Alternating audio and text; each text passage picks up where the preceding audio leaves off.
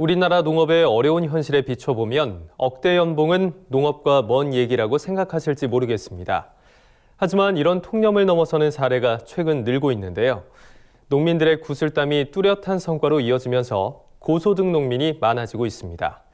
대표적으로 야생화 재배 업종은 지난해 평균 수입이 2억 원에 육박한 것으로 조사됐습니다. 손현진 기자가 보도합니다. 야생화를 비롯한 계절꽃을 재배하는 경기 성남시의 화훼 농장입니다.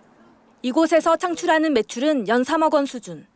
20여 년간 이 농장을 운영하고 있는 윤춘섭 대표는 최근 몇 년 사이 수입 증가세가 높아졌다고 말합니다.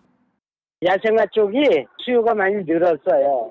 백문동이나 구덜초 등등 간단한 그런 야생초 있잖아요. 그걸로 이제 도시 미화에 신경을 쓰는 분들이 많이 생겼어요. 야생화 종류가 상당히 비싼 편이에요. 똑같은 물건 똑같은 크기라고 하면은 거의 배 정도 가는 게 야생화 가격이거든.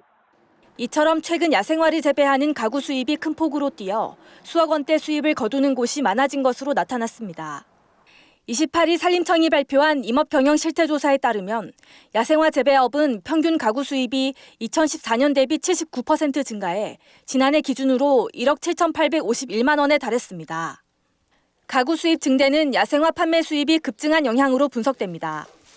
조사 대상 농가의 작년 평균 판매 수입은 1억 5,879만 원으로 2015년에 비하면 약 2.3배 증가했습니다.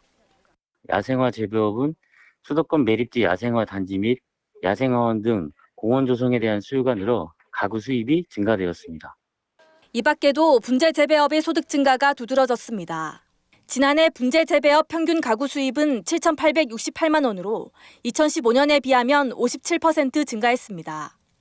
이는 분재 문화가 확산하고 중국 수출이 증가한 영향이라는 게 산림청의 설명입니다. 우리나라 농업 경쟁력이 높아지면서 대기업 임원 수준의 억대 소득을 거두는 농민도 크게 늘고 있다는 점이 한 번 더 확인된 겁니다. 하지만 산채 재배업과 약용식물 재배 채취업, 조경수 재배업 등 평균 수입이 감소세를 보인 업종도 있었습니다. 수입 감소의 원인으로는 소규모 재배 임가의 비중 증가와 함께 건설 경기의 장기 침체 여파가 꼽혔습니다. 이처럼 업종에 따라 평균 수입의 명암이 갈리는 상황에서 평균의 함정을 유의해야 한다는 목소리도 나옵니다. 특히 대규모 소득 증대는 농민들의 오랜 노력으로 특화한 영농기술이 뒷받침된 결과라는 측면에서 평균 수입만 바라보고 농사에 뛰어드는 건 자칫 위험할 수 있다는 지적입니다. MBS 뉴스 손현진입니다.